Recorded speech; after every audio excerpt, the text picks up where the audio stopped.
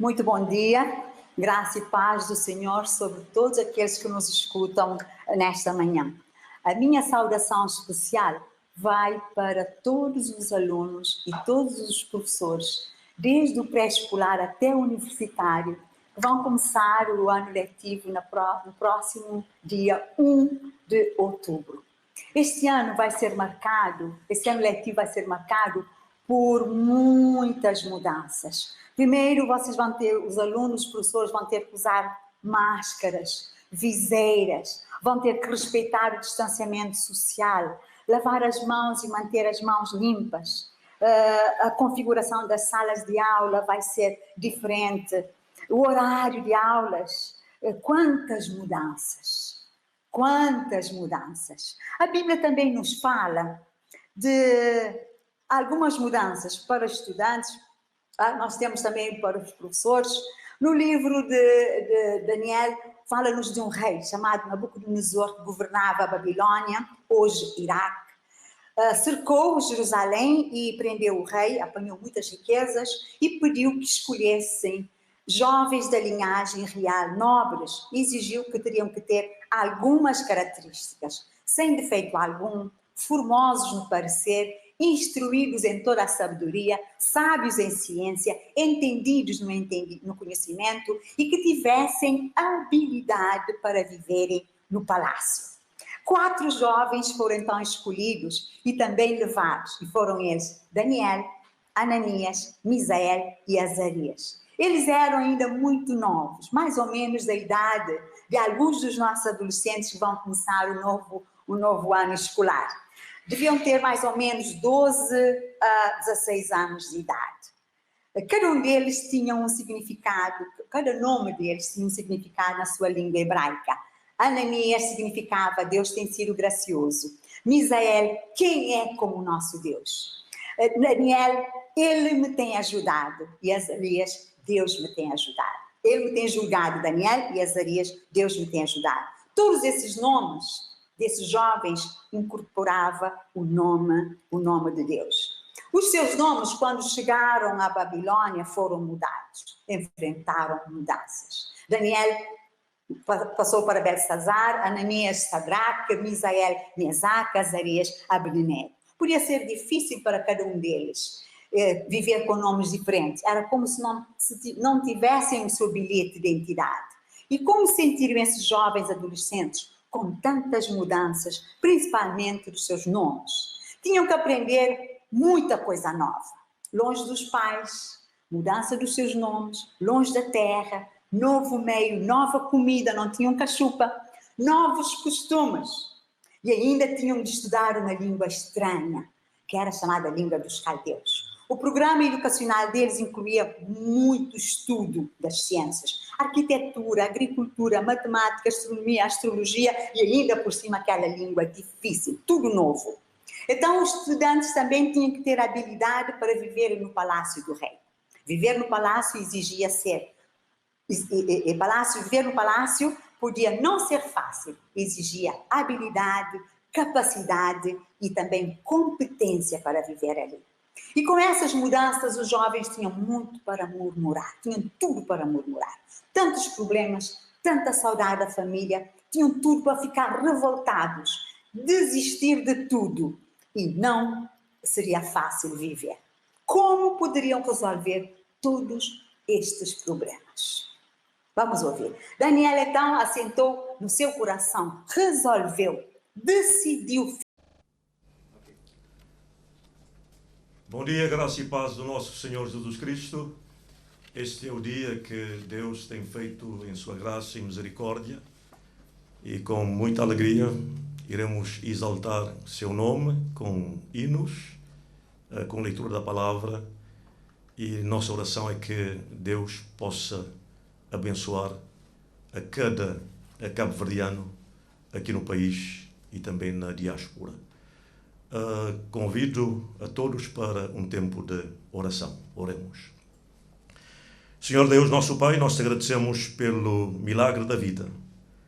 Nós te agradecemos pelo teu grande amor que se manifesta de uma forma poderosa, concedendo condições para os homens poderem viver aqui sobre a face da terra.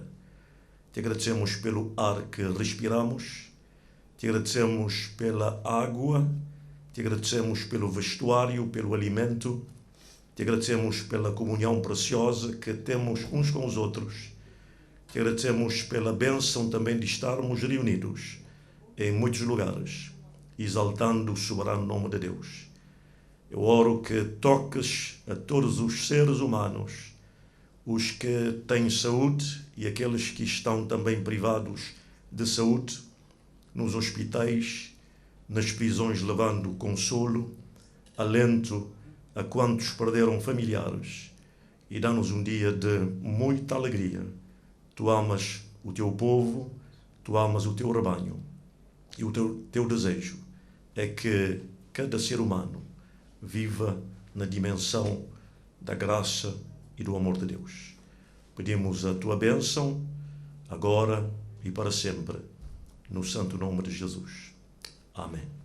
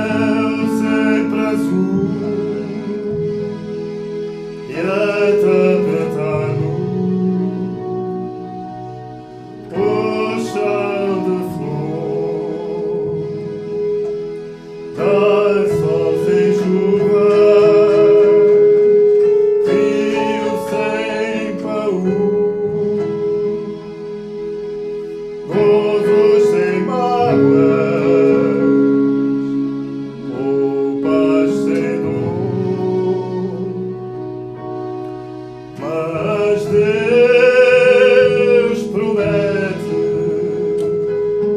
força e valor, luz no caminho, na lida paz, graça nas provas,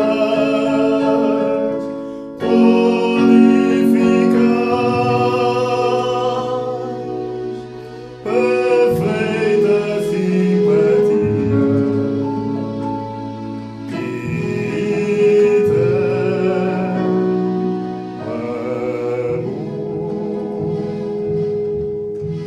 Deus não promete nos isentar de provas duras e tentações, vida liberta de carregar alguns cuidados ou aflições, mas Deus promete força e valor, luz no caminho, na lida paz, graça nas provas, eficaz, perfeita simpatia,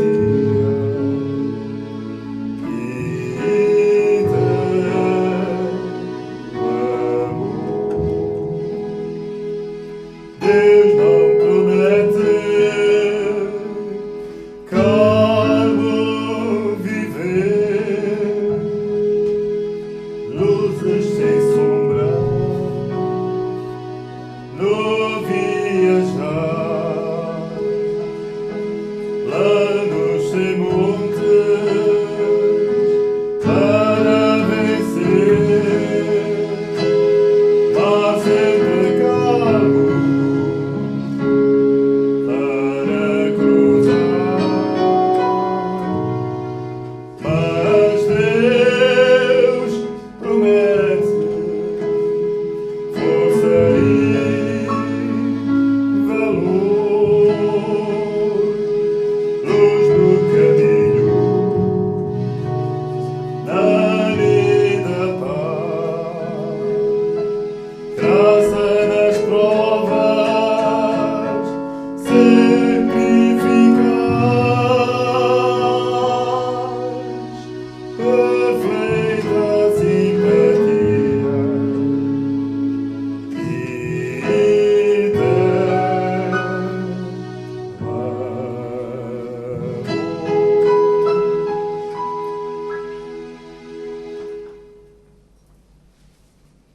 Amém. Louvado seja Deus pelo seu grande e infinito amor. Nós tomaremos a sagrada palavra de Deus no livro de Isaías, capítulo 49. Eu vou ler e peço também que nossos amigos e irmãos nos acompanhem na leitura deste texto sagrado. Assim nos diz Isaías, capítulo 49. Ouvi-me, ilhas, escutai vós, povos de longe. O Senhor me chamou desde o ventre, desde as entranhas da minha mãe, fez menção do meu nome. E fez a minha boca como uma espada aguda, e com a sombra da sua mão me cobriu e me pôs como uma flecha limpa, e me escondeu na sua aljava. E me disse: Tu és o meu servo, Israel, aquele por quem hei de ser glorificado. Mas eu disse: de balde tenho trabalhado, inútil e vãmente gastei as minhas forças. Todavia, o meu direito está perante o Senhor, e o meu galardão perante o meu Deus. E agora diz o Senhor, que me formou desde o ventre para ser seu servo, que eu lhe torno a trazer Jacó. Mas Israel não se deixou ajuntar. Contudo, aos olhos do Senhor serei glorificado, e o meu Deus será a minha força. Disse mais: pouco é que sejas o meu servo, para restaurares as tribos de Jacó, e tornares a trazer os guardados de Israel. Também te dei para a luz dos gentios, para seres a minha salvação, até à extremidade da terra. Assim diz o Senhor, o Redentor de Israel, o seu santo, a alma desprezada, ao que as nações abominam, ao servo dos que dominam. Os reis o verão e se levantarão, os príncipes diante de ti se inclinarão, por amor do Senhor, que é fiel, e do Santo de Israel, que te escolheu. Que Deus possa abençoar a leitura da sua santa palavra.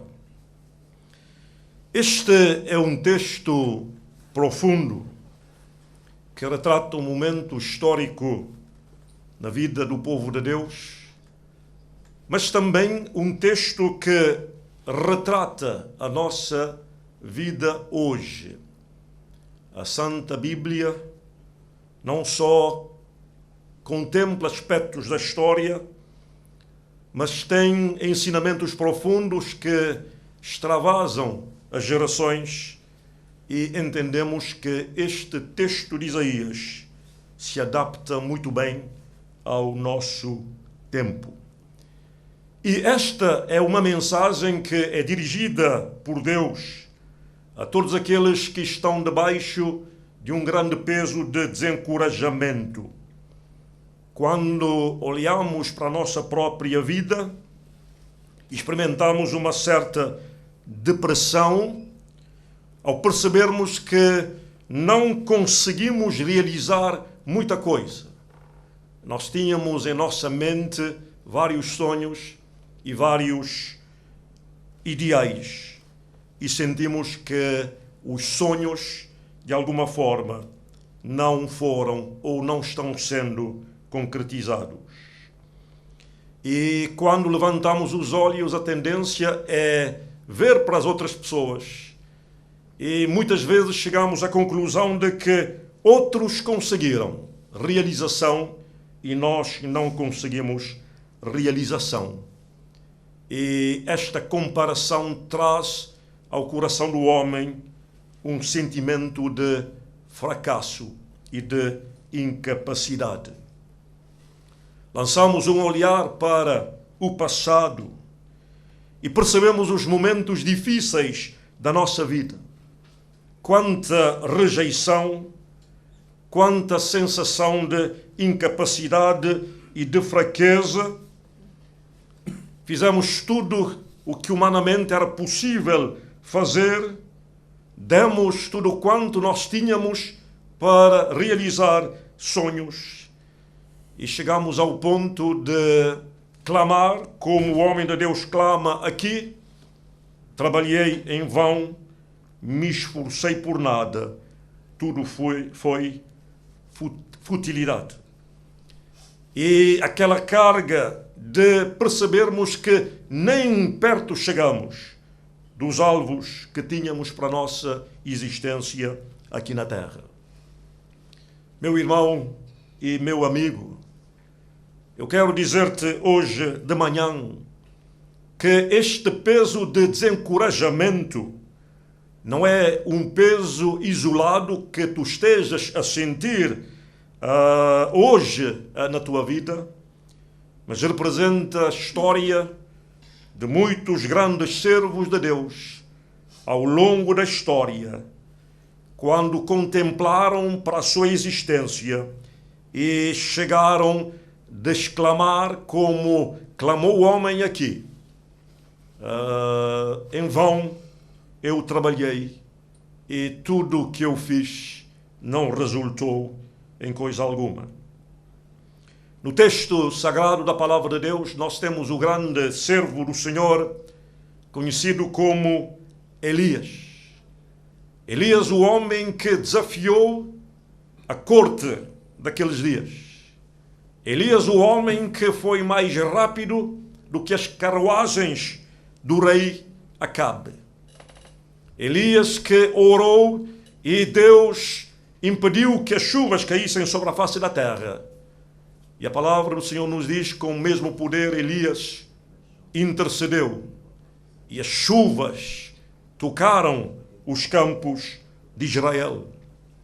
No momento de grande fraqueza, ele gemeu em sua alma. E Elias fez a oração seguinte: Senhor, leva-me. Não sou melhor do que os meus pais, e todos eles falharam contigo. Por favor, tira a minha vida. Tudo foi em vão. Esta é a história de um grande homem de Deus chamado Elias. Temos na palavra de Deus também um outro homem grande em Israel, homem segundo o coração de Deus, que no momento de peso e falta de coragem, não acreditando na unção de Deus sobre a sua vida, ele fez a seguinte oração: quem me dera asas como pomba, eis que fugiria para longe e ficaria no ermo, ou como coruja no telhado. Saltando do Antigo Testamento para o Novo Testamento, nós temos o grande apóstolo Paulo, homem que levou o Evangelho para os gentios e plantador de muitas congregações, incentivador e orientador das comunidades cristãs. Falando aos Gálatas, ele manifesta um certo sentimento de inutilidade e diz aos Gálatas: eu receio de vós que tenha trabalhado em vão. Temos santos da igreja, e entre eles São Bernardo, que suportou este terrível momento de desânimo. Nos seus últimos dias, o santo de Deus escreveu o seguinte: falhei em meus propósitos, as minhas palavras e os meus escritos foram um fracasso. Na história mais recente da Igreja Cristã, nós temos um dos queridos missionários mais conhecidos e usados por Deus à volta do mundo, David Livingstone. Seus atos são conhecidos pela comunidade religiosa e cristã, mas também por muitas instituições seculares. Livingstone abriu o continente africano à mensagem do Evangelho. Ele lançou as sementes do que nós temos hoje na África Austral. E Livingstone despertou Inglaterra para a grande causa das missões. Deu o seu corpo, deu a sua inteligência, deu a sua vida a favor de Cristo. Mas no 23º ano do seu ministério em África, ele expressou as seguintes palavras para o seu biógrafo, dizendo: tudo o que eu fiz serviu para que eu abrisse o comércio de escravos africanos. As sociedades missionárias não mostram fruto após 23 anos de trabalho. Todo o trabalho parece ter sido em vão. Eu trabalhei em vão. Nós temos um outro missionário, George Bowen. Jovem, ele foi para a Índia. Vestia como os indianos, comia como os indianos comiam, vivia com o povo pobre, abraçou a vida daquele povo humilde. pregava nas ruas, tinha o básico para a sua existência. Homem tremendamente consagrado ao Deus a Deus e aos propósitos da cruz. Após 40 anos de ministério, ele não viu nenhum convertido.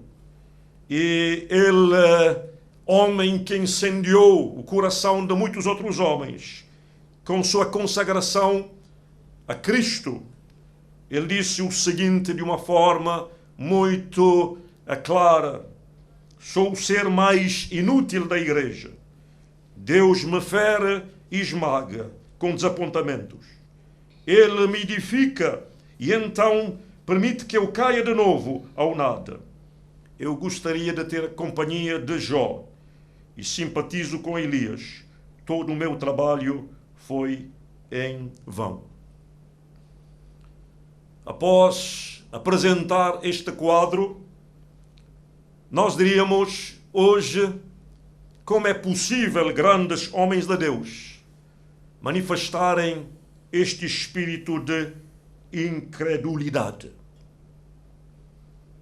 E muitos ficarão chocados ao saberem que o próprio Cristo, nosso Senhor Jesus Cristo, expressou palavras de desânimo num certo momento da sua vida e ministério aqui na terra.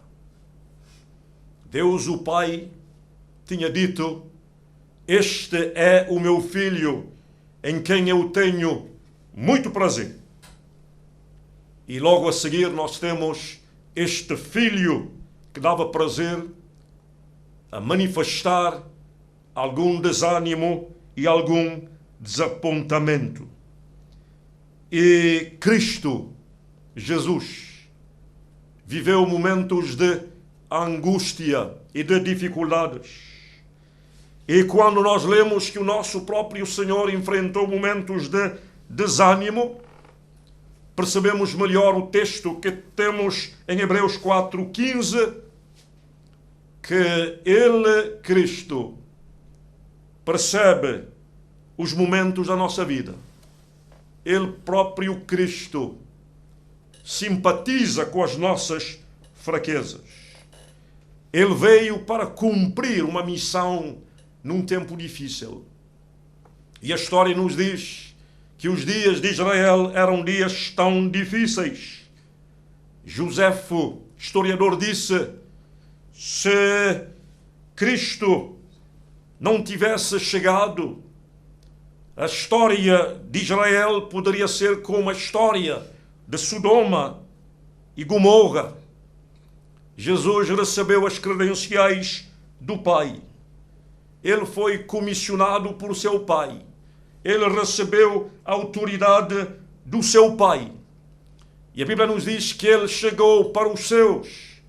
E no livro de João 1:11, a palavra diz de forma clara: os seus não o receberam. Cristo operou milagres e maravilhas. Os céticos não acreditavam, tentavam minimizar os milagres de Jesus Cristo. A palavra nos diz que os apóstolos sentiram medo de alguma pressão que estavam a sofrer. E o Cristo que veio para os seus experimentou a fúria da multidão, quando naquela sexta-feira santa o levaram para a crucificação. E podemos imaginar o abandono de Cristo. Deus, o Pai, não podendo contemplar tanto pecado. O abandono dos seus amigos. E ele, vendo todo o quadro, para depois chegar à conclusão de que tudo foi inútil, todo o seu investimento não foi aquele investimento que ele gostaria de ver, ou resultados que ele gostaria de ver. Meus irmãos e meus amigos, podemos estar a enfrentar situações como aquelas que viveram grandes homens de Deus. Quando comparamos resultados pequenos com expectativas elevadas, gostaríamos de ser, gostaríamos de fazer, infelizmente não temos conseguido chegar a este nível ou pedestal. Nosso desejo de ser como Cristo, de ter o coração de Cristo, mas as circunstâncias da vida não permitirem que vivamos em paz, que vivamos em harmonia, que tenhamos paz em nossa casa ou paz na nossa sociedade. Vivemos esta luta permanente de querer fazer o bem, mas não fazer o bem que queremos e fazermos o mal que vem no sentido contrário. Esta luta humana por realização e esta luta que nem sempre conseguimos vencer. Podíamos conversar com um jovem e ouvir dele: eu tenho procurado fazer o meu melhor. Tenho lido a palavra de Deus, tenho procurado a casa de Deus, tenho procurado boas influências, mas eu não tenho alcançado este alvo. Ou conversarmos com pais que gostariam que seus filhos trilhassem determinados caminhos e terem este espírito de acusação. Falhamos em algum momento na educação desta criança. Este sentimento perpassa por indivíduos, mas também perpassa por nações. E este pensamento tenta impedir o desenvolvimento do homem criado à imagem e semelhança de Deus. E hoje, diante de um quadro de desencorajamento, eu quero fazer duas colocações bíblicas para ti, meu irmão, e também meu amigo. A primeira colocação, com base no texto que lemos de Isaías 49, é a colocação de dizer-te que Deus conhece a tua batalha. Deus lutou antes de ti. Deus está ao teu lado. E o desejo de Deus é o teu triunfo. Quando Israel passava por um momento difícil na sua história, com exércitos estranhos, a Bíblia nos diz que de manhã cedo o homem de Deus se levantou para orar e ter contato com Deus e viu um ser angelical, e as palavras deste ser angelical foram: eu sou o príncipe do Deus dos exércitos. Eu venho para teu socorro, eu venho para o vosso socorro. Deus está ao nosso lado, Deus conhece as nossas batalhas. O segundo pensamento e colocação é não permitir que os ataques de Satanás infetem a nossa alma e nos levem para desânimo, para desespero e para derrota. Isaías 49, 4. De balde tenho trabalhado. O texto continua dizendo: todavia, o meu direito está perante o Senhor. A palavra direito aqui é veredicto. A palavra de Deus hoje é o veredicto final. A palavra final em relação à minha vida não está nas mãos de alguém ou de alguma instituição, mas a palavra final de Deus, a meu respeito, está nas mãos de Deus. Na aparente fraqueza, no aparente desânimo, não conseguimos imaginar a contribuição da nossa vida. Não conseguimos imaginar o bem que temos feito. E a palavra nos diz que só à luz da eternidade vamos perceber quão poderosa foi a nossa vida e quão poderoso também o nosso testemunho para um mundo melhor. Deus tem grandes bênçãos para nós. Deus tem grandes bênçãos para o seu povo. Que abandonemos hoje qualquer ideia de fracasso e possamos levantar como seres humanos e também como nação de Deus e contemplar o futuro e alegrarmos no futuro que Deus tem preparado e começar a ver as bênçãos de Deus que estão chegando para a nossa vida e para todos aqueles que necessitam hoje. Há um hino que diz: eu vou ver a realização dos planos de Deus e a minha vida não vai terminar sem eu ver essas grandes realizações de Deus em minha vida. Que Deus nos levante hoje e nos dê coragem para prosseguir. Na conclusão do nosso serviço, nós vamos cantar o coro: a minha vida está nas mãos de Deus. Os meus problemas Deus resolverá. Nenhuma provação me desfalece, porque a minha vida está nas mãos de Deus.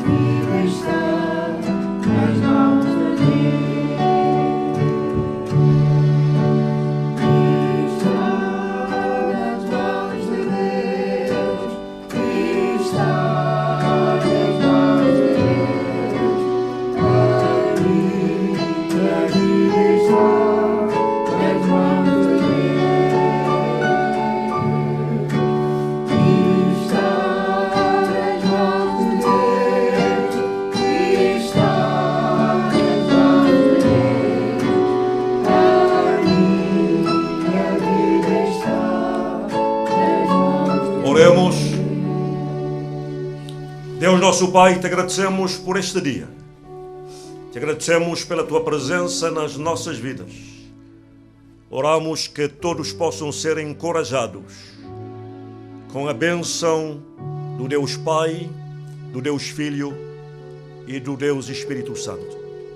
Toca teu povo, anima todos. No santo e precioso nome de Cristo oramos a ti, ó Deus, agora e para sempre. Amém. Que a graça do nosso Senhor Jesus Cristo, o amor de Deus Pai e a comunhão do Santo Espírito seja com todos, agora e para sempre. Amém.